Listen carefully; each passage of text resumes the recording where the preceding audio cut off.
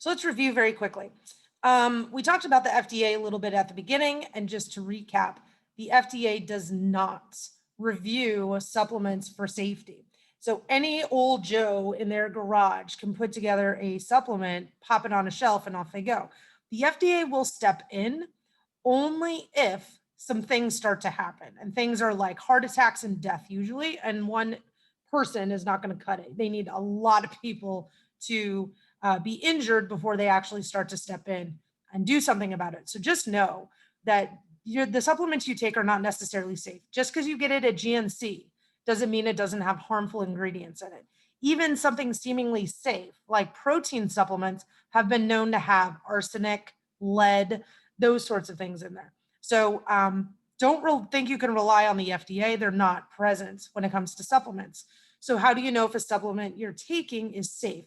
You got to go to the NSF. Now, that's not 100% guarantee either.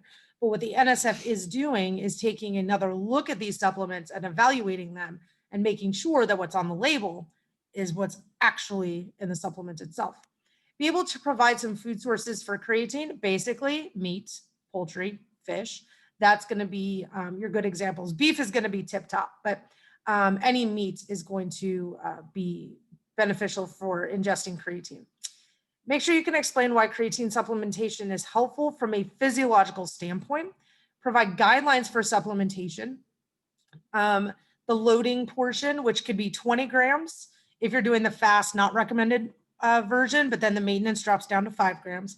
And if you're doing the slow method, it's just 5 grams all the time.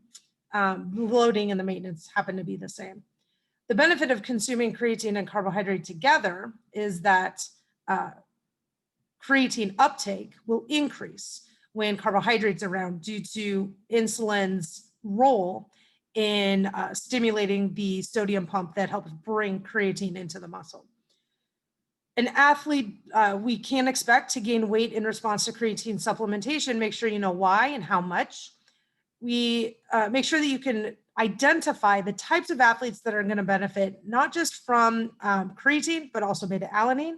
Be able to identify those specific sports and specific athletes. Be able to list potential side effects for creatine.